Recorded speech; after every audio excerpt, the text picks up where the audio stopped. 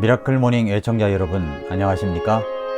우리는 계속해서 요한일서 말씀을 계속 묵상해 보겠습니다. 오늘은 요한일서 2장으로 이제 넘어갑니다. 요한일서는 요한일서를 기록한 목적들이 다 있습니다. 그래서 각 장마다 이것을 왜 기록했느냐 하는 것들을 분명하게 말씀하고 있는 구절들이 있습니다. 요한일서 1장에 보면은 두 가지가 나오죠. 요한일서 1장 3절에서는 하나님께서는 우리와 교제하기 원하셔서 이 말씀을 기록했다고 말씀하고 있습니다. 우리가 보고 들은 그것을 너희에게 밝히 드러내면 너희 또한 우리와 교제하게 하려 함이니 참으로 우리의 교제는 아버지와 함께하는 것이며 그분의 아들 예수 그리스도와 함께하는 것이니라 라고 말씀을 했습니다. 예수님 안에서의 참 교제를 위해서 이 말씀이 기록되었다라고 하는 것을 말씀하고 있고, 요한일서 1장 4절에서는 우리가 이것을 너희에게 쓰면 너희 기쁨이 충만하게 하려 함이니라 했기 때문에 우리 마음속에 주님이 주시는 기쁨으로 충만하게 하기 위해서 이 말씀이 기록된 것입니다.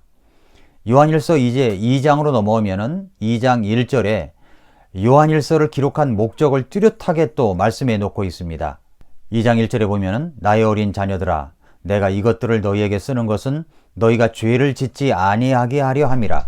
만일 누가 죄를 지어도 우리에게 아버지와 함께 계신 변호자가 계시니 곧 의로우신 분 예수 그리스도시니라, 이렇게 말씀을 했습니다. 왜 요한일서가 기록된 것입니까? 왜 하나님의 말씀이 기록된 것입니까? 우리로 죄를 짓지 않게 하시려고 이 말씀을 기록하신 것입니다. 이 말씀이 있는 이유가 우리가 죄를 짓지 않게 하시려고 하시기 위한 목적이 있습니다. 사도 요한은 나이가 지긋한 분이십니다.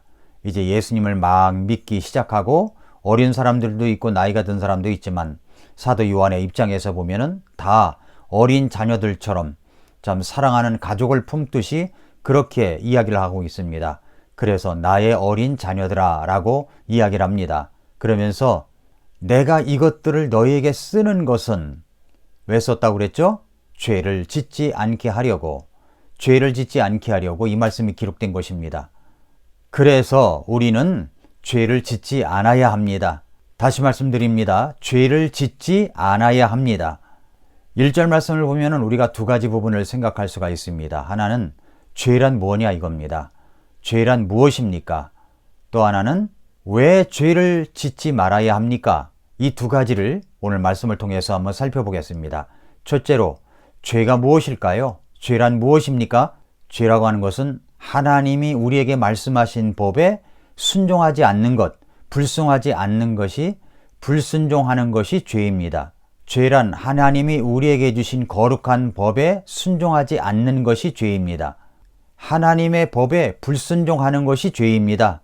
그러니까 죄라고 하는 것은 성경에서 하지 말아라 한 것을 꼭 기꺼이 해버리고 마는 것, 그것이 죄이고, 성경에서 이것을 하거라 하는 것을 하지 않는 것이 죄인 것입니다. 성경에서 너희는 살인하지 말라, 거짓말하지 말라, 간음하지 말라, 탐내지 말라 등 말씀하지 말라는 법이 있습니다. 이런 것들을 성경에서 말씀해 주지 않았더라면 우리는 거짓말해도, 간음을 해도, 또한 탐을 내도, 살인을 해도 그것이 죄라고 인식이 될까요? 생각해 보십시오. 우리나라의 간통죄가 폐지가 되었습니다. 간통죄를 죄라고 생각합니까? 죄라고 생각한다면 나라에서 반드시 그것을 법으로 다스려야 됨에도 불구하고 헌법을 다루는 사람들이 그것을 간통죄를 폐지시켜 버렸습니다. 사람들은 그렇게 죄가 아닌 것으로 여길지 몰라도 하나님이 보실 때는 반드시 죄라고 하는 것입니다. 성경에서 하지 말아라 하는 것들을 한 것이 바로 죄입니다. 이것은 타협의 대상이 되는 것이 아닙니다. 타협의 여지가 없습니다. 하나님께서 금하신 것에 대해서 의문을 갖거나 그것을 저지르는 사람이 있다면 그런 사람은 하나님을 모르는 것이고 하나님과 충분히 교제를 나누지 못하는 사람일 수가 있습니다. 그러므로 죄라고 하는 것은 하나님께서 우리에게 계시해 주신 거룩한 법에 불순종하는 것이 죄입니다. 또 하나, 죄라고 하는 것은 양심을 거스리는 것이 죄입니다. 모든 인간 속에는 옳고 그른 것을 측정해 주는 검사기를 하나씩 하나님께서 주셨습니다. 그것을 양심이라고 부릅니다. 그래서 선인들은 양심에 대해서 그것이 얼마나 중요한 것인지 한마디씩 하고 있죠. 한마디씩 하고 있습니다. 유태인의 격언에 보면 당신은 의지의 주인이 되라. 그리고 당신은 양심의 노예가 되라. 이렇게 말했고, 미국 대통령이었던 조지 워싱턴은 당신의 가슴 속에 있는 양심의 불꽃을 끄지 아니하도록 힘껏 노력하라. 이렇게 이야기를 했으며, 쇼펜하우어는 명예는 밖으로 나타난 양심이며 양심은 내부에 깃든 명예이다. 아주 멋진 말을 남겼습니다. 그 양심은 하나님께서 우리에게 주시는 음성인 것입니다. 그러므로 양심을 거스려서 어떤 일을 저지르는 것은 그것은 하나님의 음성을 거역하는 것과 똑같습니다.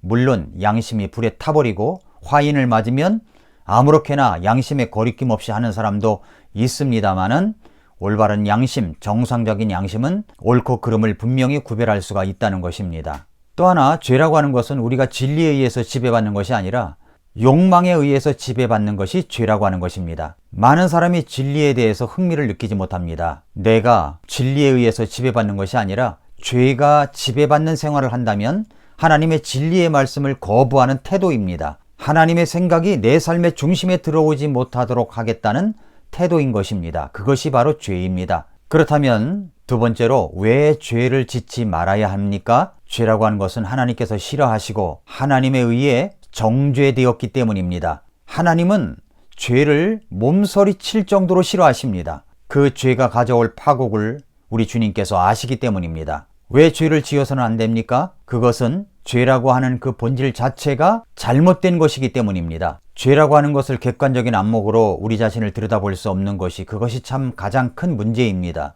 내가 죄라고 하는 이 자동차를 타고 간다고 합시다. 택시를 운전하시는 분이 다 그렇지 않지만 총알택시라는 말을 들어보셨죠?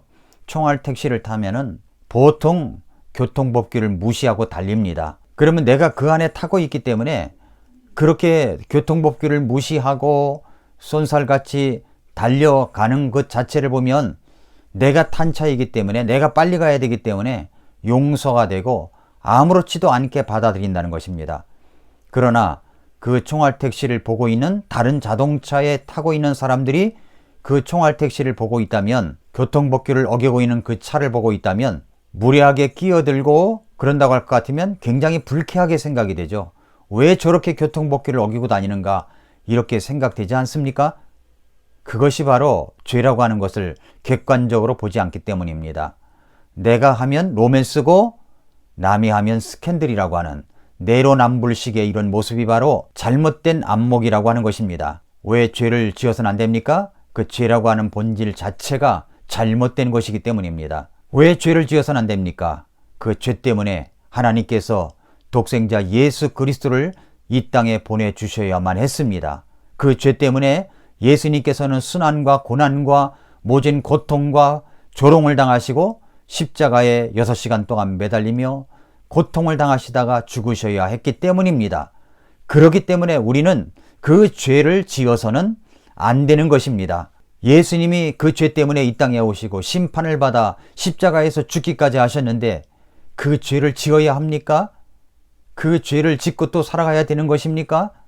아닙니다. 죄를 지어서는 안 됩니다. 죄에게 굴복당하면서 죄에게 양보하면서 살아가서는 안 되는 것입니다. 막연히 우리가 하나님이 나를 도와주시겠지 이런 식으로 살아가서는 안 됩니다. 우리는 분명하게 이 죄에 대해서 대항해야 되고 죄를 짓지 말아야 되겠다는 확고한 의지 선언이 필요한 것입니다. 나의 어린 자녀들아, 내가 이것들을 너에게 쓰는 것은 너희가 그 죄를 짓지 아니하게 하려 함이라.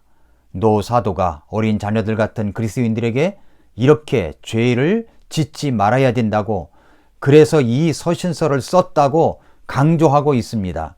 왜냐하면 나의 어린 자녀들아, 내가 이것을 여러분에게 쓰는 것은 언제나 죄라고 하는 것이 언제나 하나님과의 교제를 끊어지게 하기 때문이며 우리에게 주어진 모든 축복의 근원으로부터 우리를 떨어지게 하기 때문이며, 그러므로 하나님과 동행한다고 말하면서 고의적으로 죄를 짓지 말라는 것입니다.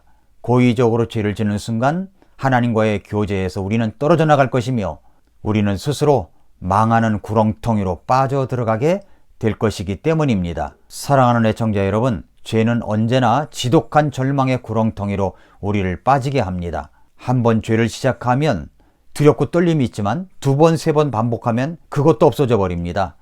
그래서 양심이 불에 타버린 사람이 되는 것이죠. 하나님의 음성에 귀를 기울이지 못하는 사람이 되는 것입니다. 겉으로는 그럴듯하게 예배에 참석하고 헌신을 하고 성경을 읽고 그럴지는 모르겠지만 죄를 짓지 말아야 된다는 이 말씀에 대해서 깊이 생각하지 않고 세상의 문화에, 세상의 유행에 휩쓸리면서 그 하나님이 보실 때는 분명히 죄인데도 불구하고 그 죄를 죄로 보지 못하고 살아가는 우리 자신을 깊이 생각해야 됩니다. 깊이 생각하는 그리스도인이 되십시오. 주님께서 말씀으로 다가와 네가 죄를 짓지 말아야 된다 강조하신 이 말씀을 기억하십시오. 2장 1절에 전반부만 오늘 설명을 합니다만 후반부를 설명하기 전에 그저 우리에게는 변호자 예수님이 계시니까 죄를 자백하면 된다, 회개하면 된다 이런 식으로만 치부하지 마시고 우리 마음속에 진정으로 죄를 짓지 말아야 한다고 하는 의지선언과 함께 이 죄가 무엇인가를 깊이 생각하는 그리스도인들이 되시기를 바랍니다. 죄를 지어서는 안 됩니다. 죄를 짓지 말아야 합니다. 다시 한번 요한 1서 2장 1절의 말씀을 보시기 바랍니다. 나의 어린 자녀들아, 내가 이것들을 너희에게 쓰는 것은 너희가 죄를 짓지 아니하게 하려 함이라. 만일 누가 죄를 지어도 우리에게 아버지와 함께 계신 변호자가 계시니 곧 의로우신 분 예수 그리스도시라. 이 말씀을 묵상하고 깊이 있는 그리스도인이 되십시오. 오늘도 미라클 모닝입니다.